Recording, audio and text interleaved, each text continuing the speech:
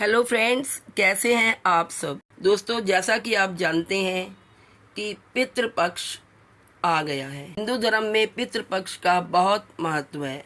हर वर्ष पितरों की प्रसन्नता प्राप्ति और दुखों से मुक्ति पाने का पर्व श्राद्ध 16 दिनों तक मनाया जाता है। सभी सनातन धर्म अवलंबियों को अपने पितरों की कृपा आशीर्वाद पाने के लिए श्राद्ध पक्ष के मध्य तर्पण, श्राद्ध कर्म आदि अवश्य करने चाहिए। शास्त्र कहते हैं कि श्राद्धात् परतरम नाने छेस्कर मुदाहृतम तस्मात् सर्व प्रतनेन श्राद्धम कुर्यात् विचक्षण। अर्थात इस संसार में दैविक और भौतिक तीनों तापों से मुक्ति पाने के लिए श्राद्ध से बढ़कर कोई अन्य उपाय नहीं है। इसलिए मनुष्य को यत्न पूर्वक श्राद्ध करना चाहिए।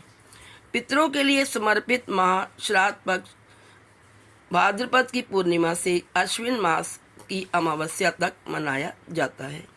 परमपिता ब्रह्मा ने यह पक्ष पितरों के लिए ही निश्चित किया है।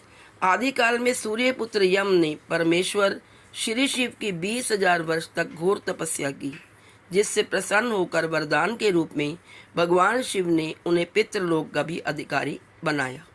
शास्त्र मत है कि जो प्राणी वर्ष पर्यंत पूजा पाठ आदि नहीं करते, वे भी अपने पितरों का श्राद्ध तर्पण करके इष्ट कार्य सिद्धि और पुण्य प्राप्त कर सकते हैं। आइए अब जानते हैं कि पितृ श्राद्ध की तिथियां कौन कौन सी और कौन सा श्राद्ध कब है। मान्यता है कि पितृपक्ष में श्राद्ध और तर्पण करने से पितृ प्रसन्न होते हैं और आशीर्वाद प्रदान करते हैं। उनकी कृपा से जीवन में आने वाली कई प्रकार की रुकावटें दूर होती हैं। व्यक्तियों को कई तरह की मुश्किलों से भी छुटकारा मिलता है। हिंदू पंचांग के अनुसार पितृपक्ष इस वर्ष 29 सितंबर यानी कल से शुरू हो चुकी है। श्राद्ध पक्ष को पितृपक्ष और महालय के नाम से भी जाना जाता है। ऐसी मान्यता है कि श्राद्ध पक्ष के दौरान हमारे पूर्वज पृथ्वी पर सूक्ष्म रूप में आते हैं और उनके नाम से किए जाने वाले तर्पण को स्वीकार करते हैं।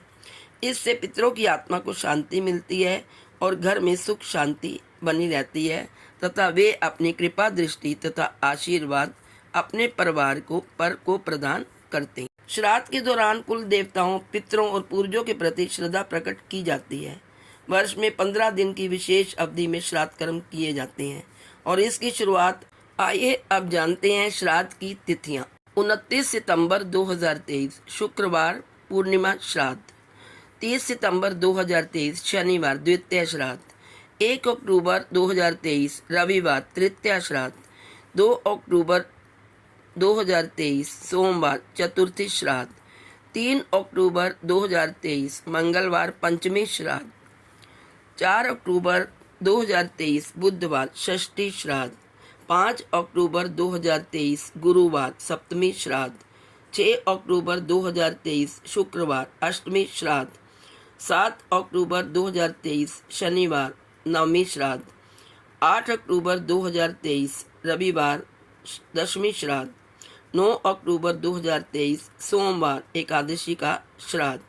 10 अक्टूबर 2023 मंगलवार मघा श्राद्ध। 11 अक्टूबर 2023 बुधवार द्वादशी का श्राद्ध। 12 अक्टूबर 2023 गुरुवार त्रयोदशी का श्राद्ध। 13 अक्टूबर 2023 शुक्रवार चतुर्दशी का श्राद्ध। 14 अक्टूबर 2023 शनिवार अमावस्या यानी सर्व पितृ अमावस्या का श्राद्ध। इस दिन सभी लोग जो ना कर सके पूरे पितृपक्ष में अपनी तिथि पर श्राद्ध नहीं कर सकते, वे भी सर्व पितृ अमावस्या पर श्राद्ध कर सकते हैं। आइए अब जानते हैं तर्पण, पिंडदान और श्राद्ध क्या है। जब आप पितरों को विधि पूर्वक जल से तृप्त करते हैं तो वह तर्पण कहलाता है। पितृपक्ष के अलावा अमावस्या के दिन पितरों को कुशा से काला तिल मिला जल अर्पित करते हैं। पितृपक्ष में अपने पितरों की तृप्ति के लिए आप जो भी भोजन श्रद्धापूर्वक अर्पित करते हैं वह श्राद्ध कहलाता है।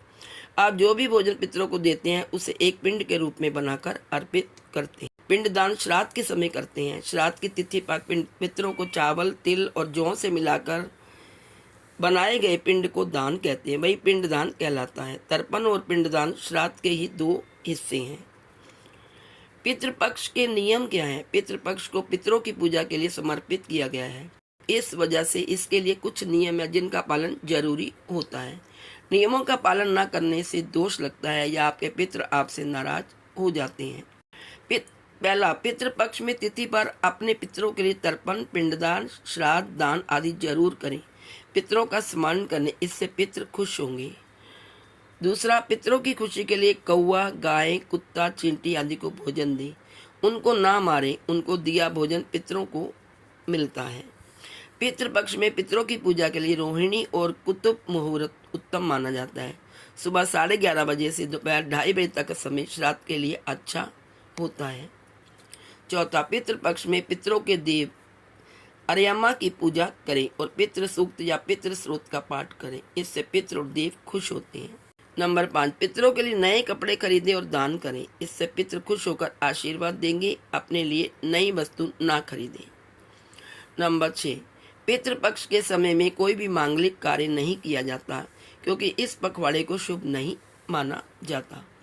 नंबर 7, पितृपक्ष में ब्रह्मचर्य के नियमों का पालन करें। तामसिक वस्तु जैसे लहसुन, प्याज, मांस, मदिरा आदि ग्रहण ना करें।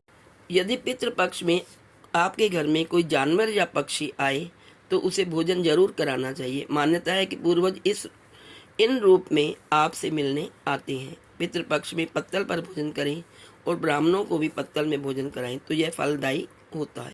अब हमें क्या काम नहीं करने चाहिए जिससे कि हमारे पितृ नाराज होते हैं? श्राद्ध कर्म करने वाले सदस्य को इन दिनों बाल और नाखून नहीं काटने चाहिए। उन्हें ब्रह्मचर्य का पालन करना चाहिए। श्राद्ध कर्म हमेशा दिन में करें। सूर्यास्त के बाद श्राद्ध करना अशुभ माना जाता है। इन दिनों में लौकी, खीरा, चना, जीरा और सरसों का साग नहीं खाना चाहिए। जानवर या पक्षी को सताना या परेशान भी नहीं करना चाहिए। यदि पितृपक्ष में आपके घर में कोई जानवर या पक्षी आए तो उसे भोजन जरूर कराना। पितृपक्ष में हम अपने पितरों को नियमित रूप से जल अर्पित करें। यह जल दक्षिण दिशा की ओर मुंह करके दोपहर के समय दिया जाता है। जल में काला तिल मनाया जाता है और हाथ में कुश रखा जाता है। जिस दिन पूर्वज की देहांत की तिथि होती है उस दिन अन्न और वस्त्र का दान किया जाता है। उसी दिन किसी निर्धन को भोजन भी कराया जाता है। इसके बाद पितृपक्ष के कार्य समाप्त हो जाते हैं। दोस्तों, हमें सिर्फ 3 पीढ़ियों तक का ही श्राद्ध करना चाहिए। श्राद्ध केवल 3 पीढ़ियों तक ही होता है। धर्म शास्त्रों के मुताबिक सूर्य के कन्या राशि में आने पर परलोक से पितृ अपने स्वजनों के पास आ जाते हैं। देवतुल्य स्थिति में 3 पीढ़ी के पूर्वज गिने जाते हैं। पिता को वसु के समान, रुद्र दादा के समान और परदादा आदित्य के समान माने गए हैं। इसके पीछे एक कारण यह भी है कि मनुष्य की स्मरण शक्ति केवल 3 पीढ़ियों तक ही सीमित रहती है। आइए अब जानते हैं कौन कर सकता है तर्पण। पुत्र, पौत्र, भतीजा, भांजा कोई भी श्राद्ध कर सकता है। जिनके घर में कोई पुरुष सदस्य नहीं है लेकिन पुत्री के कुल में है तो देवता और दामाद भी श्राद्ध कर सकते हैं। कौवा, कुत्ता और गाय, इनको यम का प्रतीक माना गया है। गाय को वैतरणी पार करने वाली कहा गया है। कौवा भविष्य वक्ता और कुत्ते को अनिष्ट का संकेतक कहा गया है। इसलिए श्राद्ध में इनको भी भोजन दिया जाता है। चूँकि हमको पता नहीं होता कि मृत्यु के बाद हमारे पितृ किस योनि में गए, इसलिए प्रतीकात्मक रूप से गाय, कुत्ते और कौवों को भोजन कराया जाता है। आइए जानते हैं कैसे करें श्राद्ध। पहले यम के प्रतीक कौवा, कुत्ते और गाय का अंश निकालें। इसमें भोजन की समस्त सामग्री में से कुछ अंश डालें। फिर किसी पात्र में दूध, जल, तिल और पुष्प लें। कुश और काले तिलों के साथ 3 बार तर्पण करें। ओम पितृ देवताभ्यो नमः पढ़ते रहें। वस्त्र आदि जो भी आप देना चाहे पितरों के निमित्त निकाल कर दान करें और दोनों दिन मानने हैं। और पितृ विसर्जन अमावस्या 14 अक्टूबर को है। इस बार श्राद्ध की कुछ तिथियों में समय भेद होने के कारण सभी 16 श्राद्ध एक क्रम में नहीं है। चतुर्थी का क्षय हो रहा है और एकादशी 2 दिन पड़ रही है। प्रतिपदा और द्वितीया का श्राद्ध एक ही दिन में है। आइए अब जानते हैं कब कौन सा श्राद्ध करें। पूर्णिमा का श्राद्ध 29 सितंबर, प्रतिपदा द्वितीया का 30 सितंबर को, एकादशी का 9 या 10 अक्टूबर को। तो दोस्तों, ये थी संपूर्ण जानकारी पितृपक्ष 2023 की। यदि आपको वीडियो अच्छी लगी तो please like, share and subscribe. Thank you.